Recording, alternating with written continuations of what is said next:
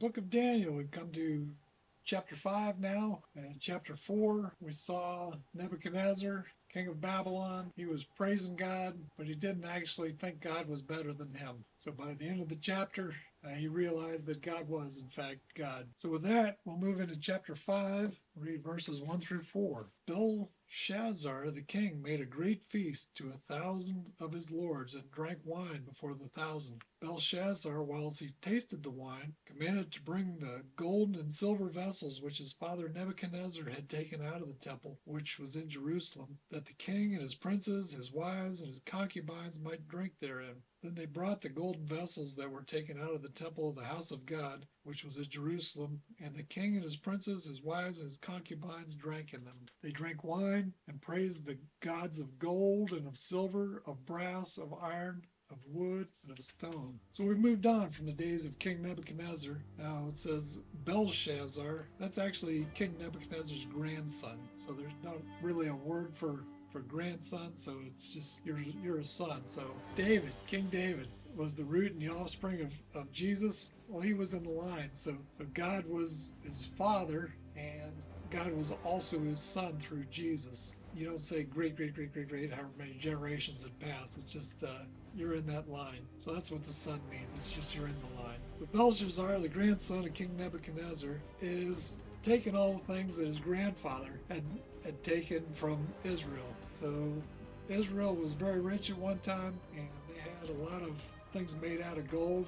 And King Nebuchadnezzar took those and put them in his own palace. But he learned to have a reverence for those things. But his grandson didn't. And so they're just using them now. They think we can make a god out of these. And we just don't care about these things. We're just going to party and have a great time and defame these items which were used for the worship of God. So verses 6 through 8. In the same hour came forth fingers of a man's hand, and wrote over against the candlestick upon the plaster of the wall of the king's palace. And the king saw the part of the hand that wrote. Then the king's countenance was changed, and his thoughts troubled him, so that the joints of his loins were loose, and his knees smote one against another. The king cried aloud to bring in the astrologers, the Chaldeans, the soothsayers. And the king spake and said unto the wise men of Babylon, Whosoever shall read this writing, and show me the interpretation thereof, shall be clothed with scarlet, and have a chain of gold around his neck, and shall be the third ruler in the kingdom. Then came in all the king's wise men, but they could not read the writing, nor make known to the king the interpretation thereof. A lot of sayings which are known came from the Bible. So the writing of the wall, the handwritings on the wall, that's where that phrase came from, this portion in Daniel. So this king, while he's in this party and undoubtedly drunk, he sees this hand right on the wall, and he doesn't know what it says, but he can hardly stand up. His knees are knocking together. His loins were loosed, his joints of his loins. Whether that means that first you say it, then you do it. Bad things happen. Maybe he went to the bathroom by himself. Maybe he didn't. I don't know. But at any rate, he's a mess there, and so what should he do? Well, he calls in all the wise men, just like those kings did. Verses 9 through 12. Then King Belshazzar, greatly troubled, and his countenance was changed in him, and his lords were astonished. Now the queen, by reason of the words of the king and his lords, came into the banquet house, and the queen spake and said, O king, live forever. Let not thy thoughts trouble thee, nor thy countenance be changed. There is a man in thy kingdom, in whom is the spirit of the holy gods. In the days of thy father, light and understanding and wisdom, like the wisdom of the gods, was found in him. Whom the king Nebuchadnezzar, thy father, the king, I say, thy father made master of the magicians, astrologers, Chaldeans, and soothsayers, forasmuch as an excellent spirit and knowledge and understanding, interpreting of dreams and showing of hard sentences, and dissolving of doubts were found in the same Daniel, whom the king named Belteshazzar. Now let Daniel be called, and he will show the interpretation. So the queen knows what to do. Okay, all these other wise men, they might not know what to do, and Belshazzar doesn't know what to do. Queen recognized Daniel for who he was. He was able, not in his own self, but God had showed him all kinds of things in the days, again, of his grandfather. They've got confidence that when Daniel comes in, he'll be able to tell them the dream. Verses 13 to 16. Then was Daniel brought in before the king, and the king spoke and said unto Daniel, Art thou that Daniel, which art of the children of the captivity of Judah, whom the king my father brought out of Jewry? I have even heard of thee, that the spirit of the gods is in thee, and that light understanding and excellent wisdom is found in thee. And now the wise men, the astrologers, have been brought in before me, that they should read this writing, and make known unto me the interpretation thereof. But they could not show the interpretation of the thing. Now I have heard of thee, that thou canst make interpretations and dissolve doubts. Now if thou canst read the writing, and make known to me the interpretation thereof, thou shalt be clothed with scarlet, and have a chain of gold about thy neck, and shall be the third ruler in the kingdom. Daniel didn't have a relationship with Belshazzar like he did with Nebuchadnezzar. So although Belshazzar had heard of Daniel, Daniel was not in charge, apparently, like he was during the days of Nebuchadnezzar.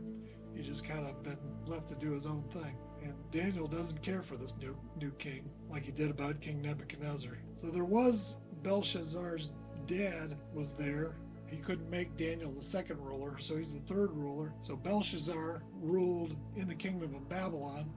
Belshazzar's dad, King Nebuchadnezzar's son, was out doing battle. He preferred that part of being a king. So Daniel, so there's actually two kings in there then, and Daniel would be made the third part, the third ruler. Verses 17 through 21. Then Daniel answered and said before the king, Let thy gifts be to thyself, and give thy rewards to another. Yet I will read the writing unto the king, and make known to him the interpretation. O thou king, the most high God gave Nebuchadnezzar thy father a kingdom, and majesty, and glory, and honor. And for the majesty that he gave him, all people, nations, and languages trembled and feared before him. Whom he would, he slew. Whom he would, he kept alive. And whom he would, he set up. And whom he would, he put down. But when his heart was lifted up, and his mind hardened in pride, he was deposed from his kingly throne. And he took his glory from him. And he was driven from the sons of men, and his heart was made like the beasts, and his dwelling was with the wild asses. And they fed him with grass like oxen, and his body was wet with the dew of heaven, till he knew that the Most High God ruled in the kingdom of men, and that he appoints over it whomever he will. So now we're given a little history lesson to the grandson about what went on before him.